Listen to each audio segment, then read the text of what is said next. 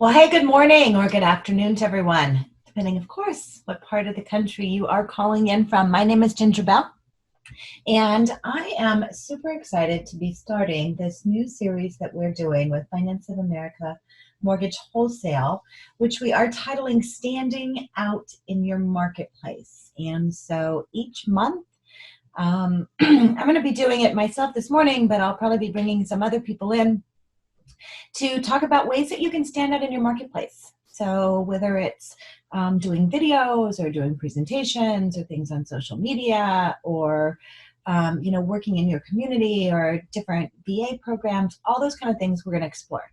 And so for this very first session, I wanted to really kind of lay the foundation of how you stand out. And excuse me, it begins with Google. Which is interesting. It begins with Google, and I'll go through some information, you understand why. But as we are going through all of our information today, first of all, I do have a slide deck, and you should be able to see it on your chat box. And so I put that up there in a link. Obviously, two different ways you can listen: speakers on your computer or calling in to listen. If you're not hearing me do this, then you can see there and hopefully be able to get on that way. And then if you do have questions today as you go along, two different ways that you can ask those questions. You can type it into the chat box or into the Q&A box, and both of those will get to me, although I am kind of having a hard time getting my chat box up right now. Let's go ahead and make sure that everyone can hear me. If you can type in either the chat box or the Q&A box and just let me know that you can hear me. And I always like to know what part of the country you're calling in from and how your weather is. Shanda, very good. I am in Oregon. Next week I'll be in New Orleans. And yeah, it's cloudy here, which is not unusual. Okay, so I see that, yes, you can hear me. Dennis, cold in Chicago. Hopefully you don't have too much snow there. Orange County, very good. It's always nice in Orange County.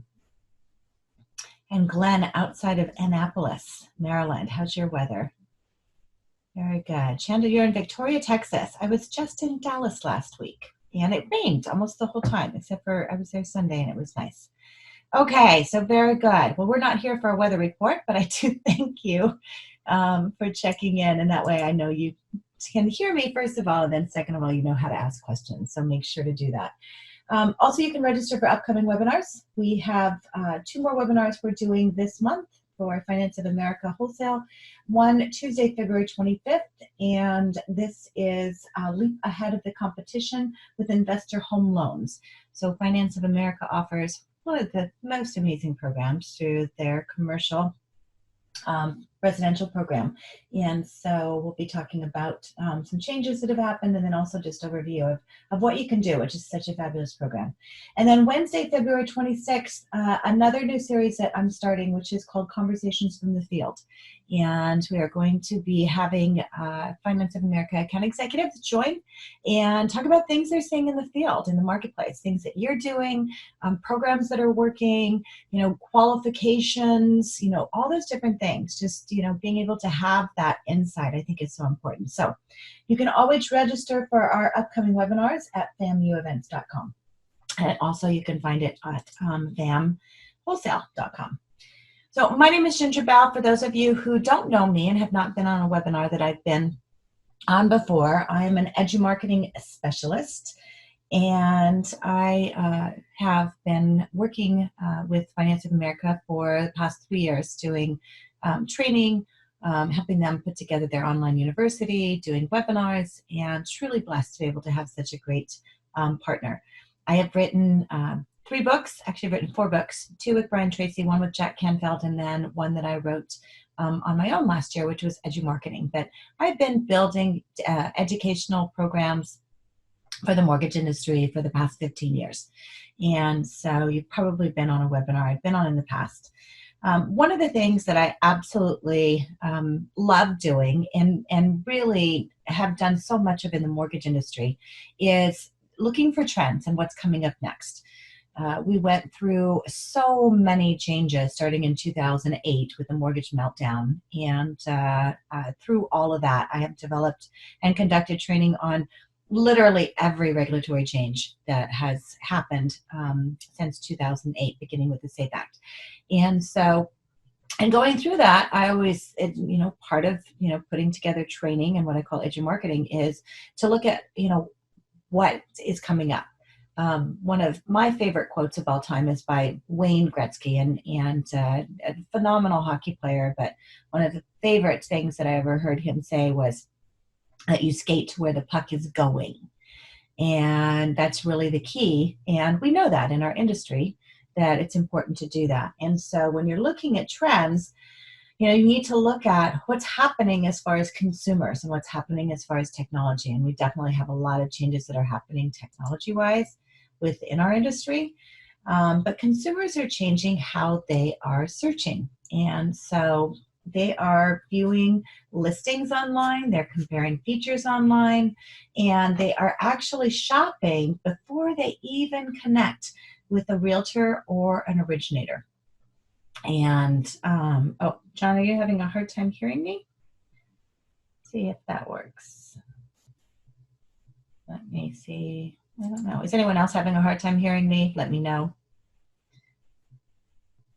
Otherwise, let me see. I've got it. I can turn it up just a little bit more. So let me know if that's better. Okay, John's gone. So let me know if everybody else can hear me okay. It's important to be able to obviously hear. And I'm not hearing anyone. I'm not seeing anyone. Just let me know if you guys can hear me. I'll move on. Anyone? John Party, can you hear me? Okay, well, I'm going to keep going. It's okay. Okay, good. And let me know, and I appreciate that. So we know that people are searching differently. We know that things are happening differently. We know that obviously everything that is technology-wise, marketing-wise, social media-wise has an impact on our business, and that impact is made by what consumers are doing. And so our goal today is to talk about how consumers are searching online and really look at that and look at what's coming and how they're going to be doing a lot of those searches. We're going to cover how to get set up on Google Business. If you haven't done that already, I'm going to go through that.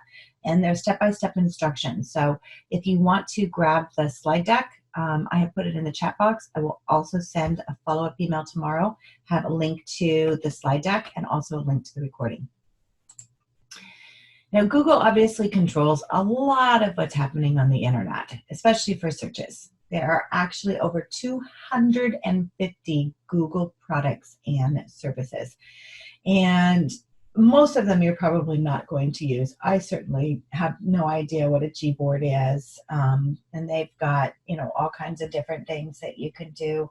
But a lot of them you use and you don't even know that you're using. It's just kind of baked into what you're doing. But the most often used, and how Google started, is through searches. And so if you look at the daily search statistics, there's actually over 3.5 billion searches that are conducted per day. That's 400,000 search queries every single second. Now, granted, that's globally. But we know that homeowners are searching online. And back in 1981, this is actually from information that came out of NAR last year. So 1981, 22% of home buyers read newspaper ads to find a home. Doesn't exist today. 8% used friends as an information source. 2018, only 1% found their home using a print advertisement. I'm not even sure who advertises in the newspaper anymore, especially for houses. 50% of them found their home online. 28% found their home using a real estate agent. And what's interesting about this, 1981, 8% used friends as an information source. 2018, 7% used friends as an information source. So what does that tell you? That part hasn't changed. And that's why obviously staying in touch with your past clients is so important, because they do look to people for that information source and look for those referrals. So how are consumers finding lenders? So the top factors when choosing a lender after knowing the company personally is receiving a referral from a trusted source. And specifically, millennials were most likely to choose a lender because they knew of the company from a trusted source, which was 38%. While 49% of boomers said they chose their lender based on a realtor or an acquaintance referral. So millennials are more likely to choose someone based on just the information that they find or online searches. And so it's really important today, more than any other time, to harness Google's power. And people are changing how they're searching. So how do people search today? And you think about how you search. And I challenge you, I was thinking about this morning as I was preparing for this presentation, and had searched on Google, I don't know how many times that I was searching for things, including looking for a rental property in Atlanta, Georgia. If anyone's in Atlanta, Georgia, has a rental property, let me know. We have my son's there and we need to get a rental property. Anyway, but searches that were done that way. And it's not just typing into Google as far as what you're looking for. Now things are done by what? By voice. So the statistic that came out on voice search. And it says by 2020, which we're here, 50% of all searches will be voice searches. And you think about, what are you doing for searching? How many times do you say, and if I say Alexa, she'll wake up, or Siri, or, okay, Google, whatever it is that you're saying, how many times do you do that each and every day? We don't type it anymore. And our searches are done oftentimes through our phone.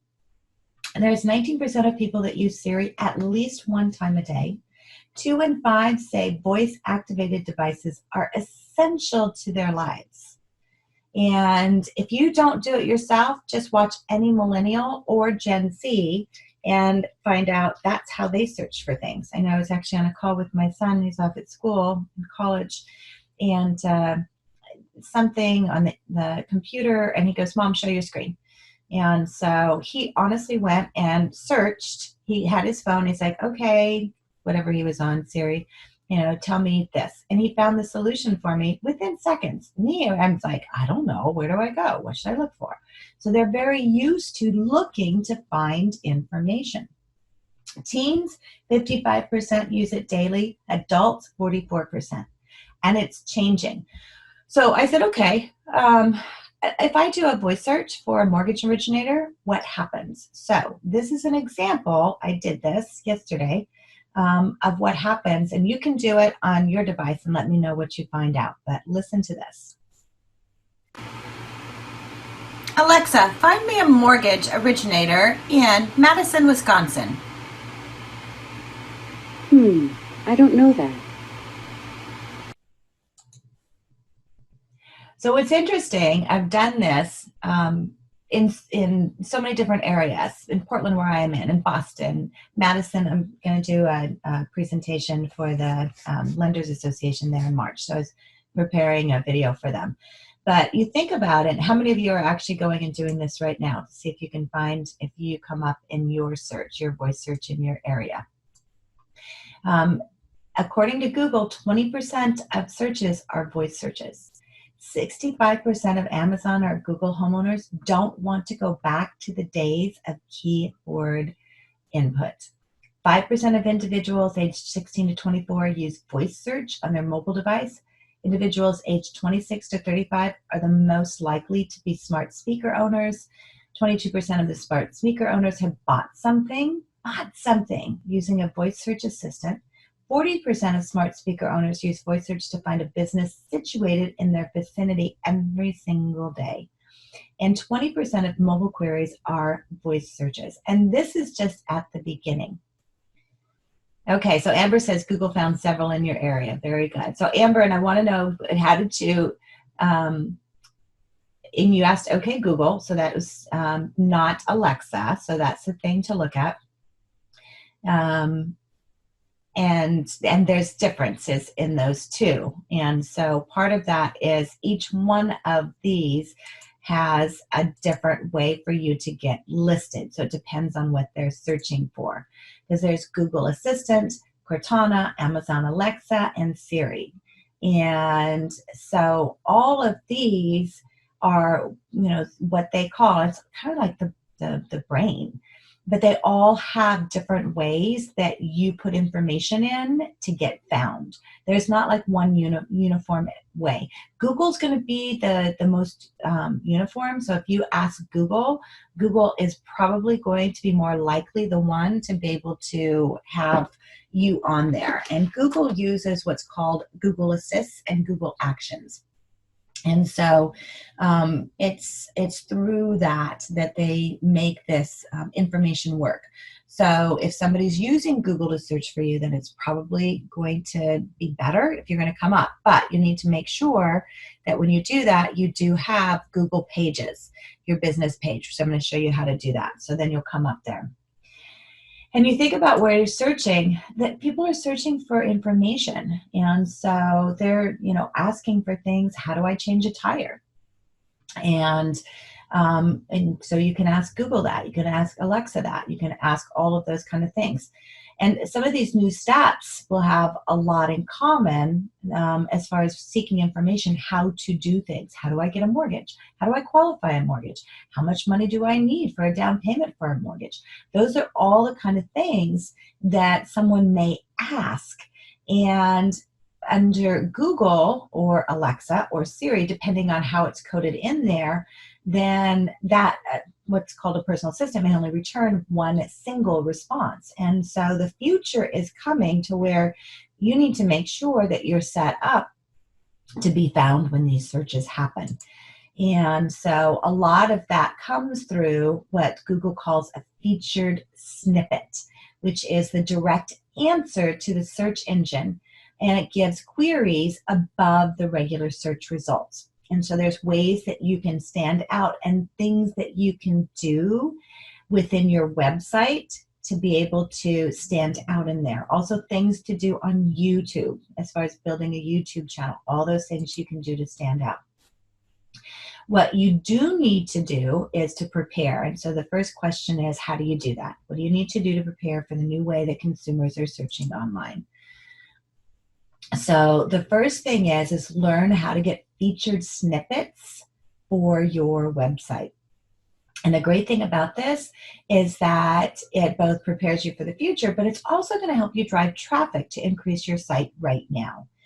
The next thing is to learn the most important questions that your prospects or your consumers have about products and services like yours. So, getting out there and learning what they want to know about, and then start building content to answer those questions proactively.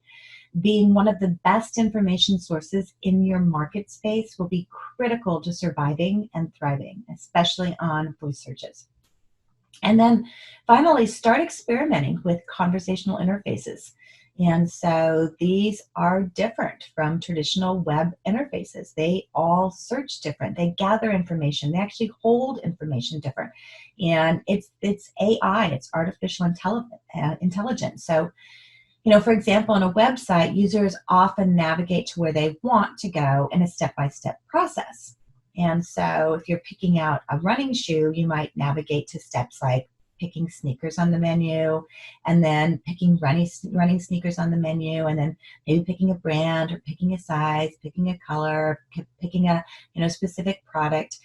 So imagine a world, though, where you're not picking like that, where you simply say what you want, starting with, give me a list of Nike Air running shoes for men, size 10. So in this world that we're coming to, we're going to skip those steps, and consumers are going to skip those steps in the process. Because why? Because they want to get there faster. So they want to get to where they're going faster. And so we're not going to get to this world overnight. There's no way, but we will get there. And the time to start learning and being aware of it and start making some of those changes of the snippets on your site, and some of those, it's really built around a lot of education on those sites to where you show up is very important. And so, look at some of the things that are happening on your Amazon Echo and your Google Home. And there you can find out how to build, some of your skills there, action. So Amazon calls it a skill, and Google calls it an action. So those are some of the things. But really it all begins, in that Google search that you did begins with having a Google business page. And so you have to say, how are you showing up in Google in your area? And Google has what's called, their Google business pages. And your company probably has a business page set up on Google. If not, make sure that one is set up as soon as possible, because having a presence as a business on Google is critical to being found when consumers are doing any kind of research or searches on your company. Your Google business page is an updated version of what used to be what was called Google Places for Business. So they just changed the name, and they've added a lot of other things too. So by integrating this into the Google Plus platform, Google now allows companies to manage the business information that appears both in maps and searches all into one place. And that's how it is formatted there. It's just all into one place. And so what they begin with is what is called the local pack. So when consumers search online for topics like, how do I get a mortgage? Or how do I find a loan officer? Or what are my loan officers in my area? Google will return a list of businesses in the area, what is known as the local pack. So it's here that your potential customers will see things like your address, your phone number, your customer reviews. And not only do reviews help you with your click-through rate, but they also help your business appear in the local pack in the very first place. And this is what it looks like. So I'm going to go through the process. And you can do this too. You're probably doing it right now. How does your business rank in a Google search? So let's take a quick look at an example of how a business looks when a consumer searches for a real estate broker in Portland, Oregon, which is where I'm from. So first, we're going to type it in because it's too hard to do a voice search and show it to you.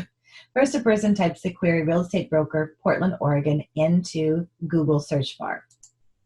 Which, by the way, when I ask Alexa to give me a list of real estate agents in Portland, she sends me back a list, which I thought was very interesting. When I ask for a mortgage originator, she doesn't know how to compute that. So those are some of the things I think as an industry we need to work on. And that's on my to-do list to figure that out. So we type in, how to search, looking for a real estate agent in Portland, Oregon. And the first to pop up as a result is, I'm sorry, I'm trying to get my chat box back up here. That is, will be your Google Ads. So you can see that. So Google Ads always rank top because obviously Google's getting paid for those. And so I don't know if you're doing Google Ads. Google is one thing you can do, and you can limit how much money you're putting in there. You can limit certain keywords. You can limit certain areas. You can really control how much is being spent there. But the Google Ads will always show up first. And it's another valuable tool you can use in your business if you want to use that. So after the ads then come the local pack, and that's what we'll display. So this outcome is tied to how your Google business page ranks. So for this example, it matches the search to Portland, Oregon, which is what I was looking for. And it pulls up the first three, and this is called the local pack. And so we see here that Coldwell Banker Seal is listed first in the local pack. And then Hillary Bourassa is listed second in the pack, and Stefan Fitzmaurice is listed third. So what determines this order in the listing of the pack? Well, the listing order is determined by reviews. And the more Google reviews, the higher the listing. That's what it's based on. So you can either pay to get an ad, or you can use Google reviews. And so you look at this, you say, okay, Ginger, Stefan has 12 reviews, and Coldwell Banker only has 3 reviews. So if you're telling me that this is determined by the number of reviews, but yet Stefan is third, that doesn't make any sense. Very true. So the second thing they look at is how current are those reviews. So if we look at Coldwell Banker compared to Hillary, compared to Stefan, so we've got Coldwell Banker. They had a review, even though they've only had 3 reviews, their last review was a week ago. Whereas Stefan's last review, even though he has 12 and they're also 5 stars, was 9 months ago. And so even though you think your Google reviews have, you may not think that the Google reviews have an effect on your business, they do in helping you rank higher in searches, especially in the local pack. And so the reviews play a critical part in being able to get higher on your listings. And so here is the steps as far as how to get your Google review link. And so what you want to do is, very first thing, sign into the Google account controlling your business listing. And your company has probably already set up a link that you need to initiate that does reviews on Google. But if it doesn't, then we have the step-by-steps here, and I can send a handout too. So if you guys would like me to send a handout with the step-by-step guide, I do have a handout for that as well. So I can send that as well. And I see some of you raising your hand, so I'm assuming that means, yes, you want me to send the handout. Okay, you guys are so good. So what you want to do is begin by getting that very first link. And the majority of companies will already have this. If you don't, then you'll want to set up those business pages as well. And so you sign into your Google account. This is the Google account that's controlling your business listing. And then once you do that, then you're going to load your business pages. And so it'll come up, your business pages will show here. And then you're going to click step 1 on your Google app. And so it's going to show your account. You see my smiling face there? That's my account. So these are all the things that I'm using, all my apps that I'm using for Google. So I'm going to click on me. So your business account will have this. Whoever your administrator is for your Google account, then they are the ones that are going to have access to this, and they can get you that link. And I just went through this. I have a client in Dallas. I was with them for a week going through business planning and marketing, and this is one of the things we did because they are not getting Google reviews. And they asked, why are we not showing up on Google anymore? I said, well, number one, you need to put more content on your website, and you need to have your hashtags. And the other thing is your Google reviews. And so now they have everyone that has the link to the Google review on their email where it says, please click here for to give us a review. And because that's what people are searching for. So not only is Google using it in their ranking, but people are searching for that. How are your rankings? You think about it. When you go look for a place to stay, eat, live, walk to, drive to, whatever, what do you look at? Reviews. It's no different for us. So you want to start using this. So we on account, and that's where I'm there. And now we're going to go down here on the bottom. We're going to click on more. And under more, that's going to give us more apps. And so step 3, now we're going to click on my business. So we're going to click on that. And step 4, now we're going to click on maps. And this says view on maps. And so we're going to click on maps. And then step 5, we're going to click on share. And so right here, this is going to be the link that we're going to share. This is the link that you need in order to get your Google reviews. And so here, all we have to do is copy that. And now we're going to ask for reviews. It's that simple. So you can paste the code into your email. You could put it onto your website asking for reviews. One of the things I would really recommend is to, throughout your entire company, to make sure that, people are doing that. Lisa, yes. So you feel weird about using your home address. Your corporate office is 200 miles away. So what you can do is there are lots of places you can set up an address that is not a P.O. box. And so I would recommend doing that. And yes, I have an office now that when, years ago, I worked from home as well. And so I didn't want to have my home address either, mostly because I travel and speak a lot and kind of weird. And so I have a post office box that is an actual physical address, and it's not a P.O. box. And so you could use something like that. When you do that and you set that up like that, what Google's going to do is they're going to mail you a postcard to verify that you could actually receive mail from there. And so that's what you'll want to do, because yes, it can be a challenge. And so that's what I would recommend for that. If you are someone who does work from home and your office is in a different area, then you want to be able to do that. Okay, so how do you ask for Google reviews? First of all, get your timing right. And, you know, if you've been a superstar, gosh, that's a great time to ask for a review. At the end of the transaction, that's a great time to ask for a review. If, you know, and wait obviously till the transaction's done, maybe a couple weeks afterwards, ask for the review.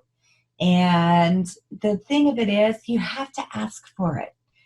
And sometimes you can just post on social media. It's like, do that. Now, I know a lot of you use other like social survey and things like that for your reviews, and that's fine. Zillow, I know that they do reviews as well. That's not going to help you on your searches. So if you're using that, or if your company's using that, you know, it's one thing to use, but it's not going to help you any way at all on your searches. So I would get in the habit of asking for the Google reviews, because quite honestly, your social survey reviews, you're probably posting on your website. Maybe you're bragging about them on social media, but otherwise they're not doing anything for you unless you do something with them. That's the whole idea with reviews.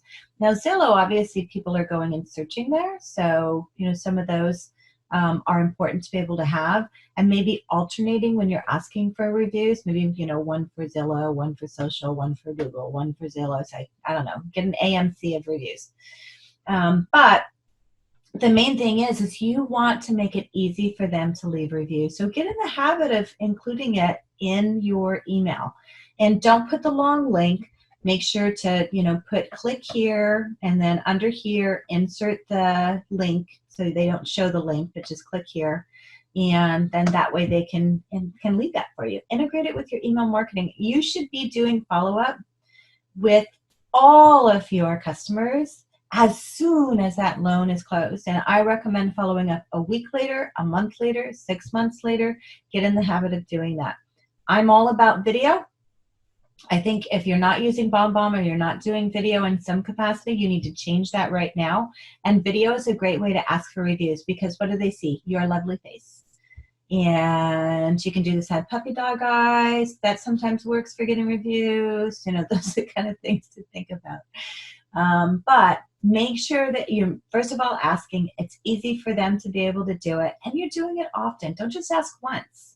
You know, we know we're all in sales, right? So we know it takes more than one time calling somebody, you know, before you're actually going to be able to make progress, especially if you're calling real estate agents and trying to get business, especially if they're new or you're new to contacting them. So make it easy, make it consistent, make it a habit.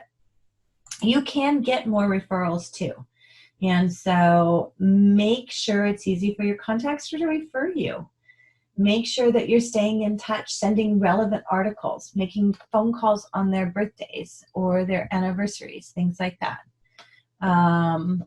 And establish a welcome home campaign. I did this. I had a client that was in Austin, Texas, had 2 new, brand spanking new originators, just graduated from college, no experience whatsoever, passed the NMLS test on the first time.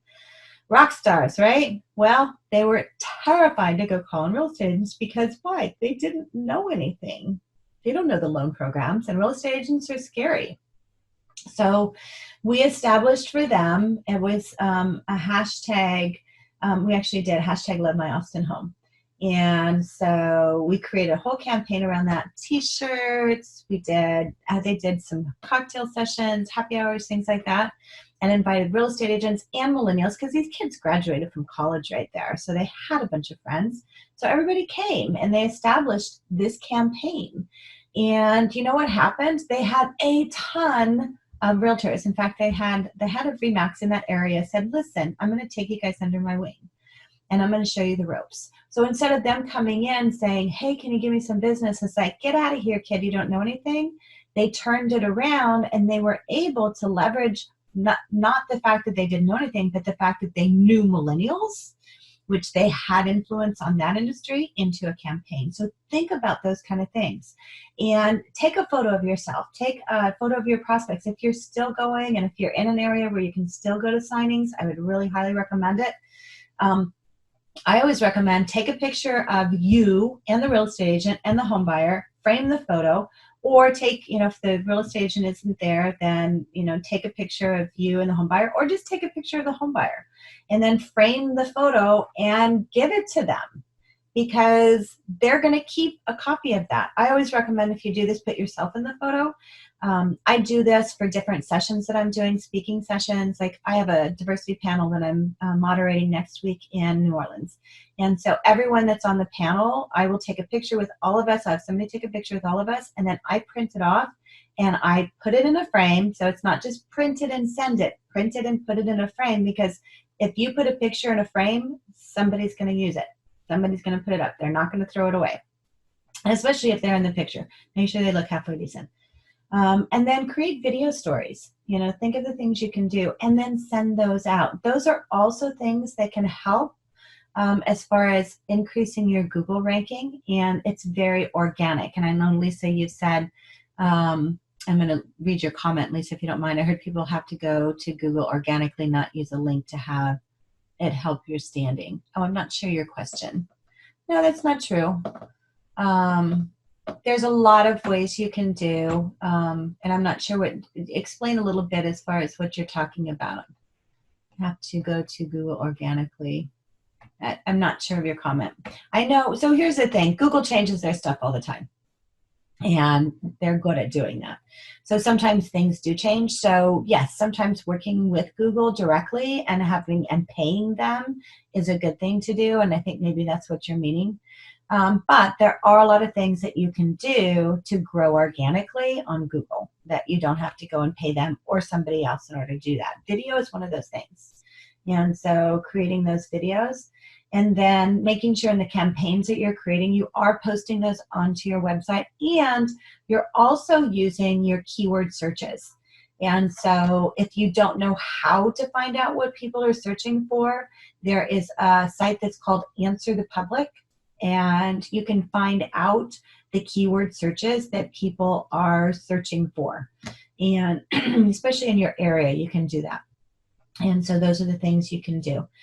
But these are some of the things to help you to be able to grow organically on Google, and making sure you're putting some of those things onto your website, in addition to obviously, utilizing the links and the reviews and things like that. Okay, so Lisa says, I think a link seems more like it is coached review. Oh, gotcha. Oh, yeah. So, so let's talk. So at Lisa's point, and she's making a comment in here. I don't know if you guys can see this, but she says, I think a link seems more like it is coached review rather than if they can tell the reviewer went directly from their computer directly without a link. So the link is the link is the link. So whether they find you just through Google or through the link that you send them, that's the link. And Google does not differentiate between that. But I can tell you, one of the things you want to make sure is if you do get reviews that aren't great reviews for whatever reason, and sometimes that happens, respond to them, because that's the other thing people look at. And, you think about if you're looking at a restaurant and that's, you've got, okay, they got a 4.4 and the first reviews up there is like slow service, I'll never go back here again. But if everything else is like, and they responded to it, oh, we're so sorry, Sally was sick on that day, and, we're sorry we let you down, please we're going to send you something, whatever. It's how you respond to it as well. So those are things that are important. So, and let me check over here in our chat panel, see if you guys have questions there. I apologize, the chat just seems to be not working on Zoom real quick today. It keeps disappearing on me, and normally it stays up there. There it is. Okay, so Glenn wants the handout. Yeah, so I'm going to send all of you the handout. I'll grab that handout. I'll send the handout. If you're registered and you're on this, then you're going to get that tomorrow from me. And I'll also have a copy of the recording of this webinar. And then the other thing I'd like to know is what are some of the other things that you all would like to know? The idea in starting this series is being able to, help you to stand out in your marketplace. Obviously, the first in our series, we talked about Google, how you can get that organic kind of ability to kind of inch up on Google. And some of that is, well, first of all, it's being on Google. Make sure you're set up correctly. And then the second is for the reviews. And then the third is obviously to put content on your website, and especially videos. Videos rank so much higher on Google than anything else. So anything that you can do as far as video on your website is very, very important. But what are some of the other things that you would like to know as far as standing out? Is it how to do lunch and learns? Is it, how to do first-time homebuyer sessions? Is it, how to work with local associations? Is it how to do a video? Is it, those are kind of things. Let us know what's helpful for you in your business and what you'd like to know about, because those are some of the things that we can bring to you to be able to help you in your business. Okay, so Stefan says how to do a video. Okay, we can do that. We can, there's a lot to do. There's not a lot to doing it. What I can do is, and I can do it next month if you like, I can show what equipment to use as well. So I think that's one of the first things as far as getting started. So that's great. So we can do that, definitely. And then anything else, by all means, let us know.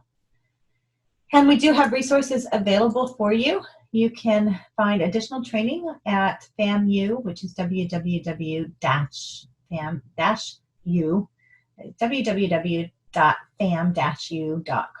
And so you'll need to log in. You need to set up a user ID. This is the code to do that.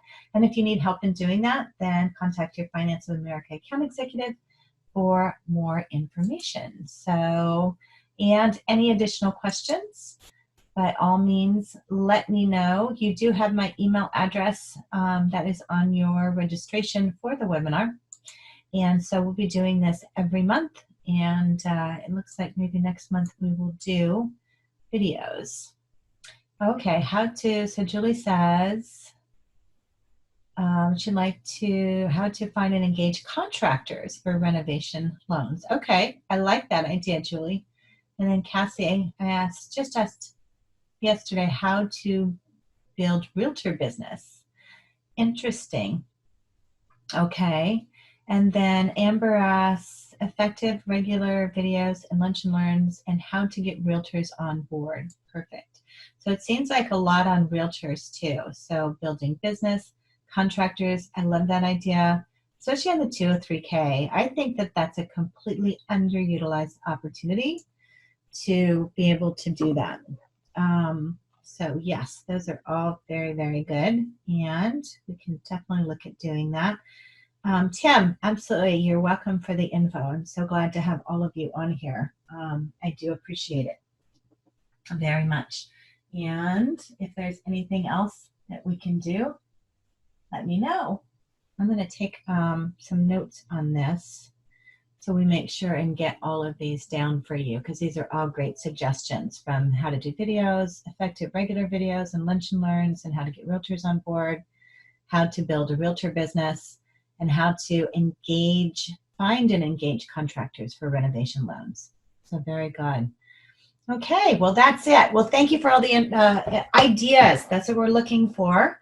And thank you all for joining the webinar today. And make sure and register for one of our upcoming webinars. Again, we've got 2 of them.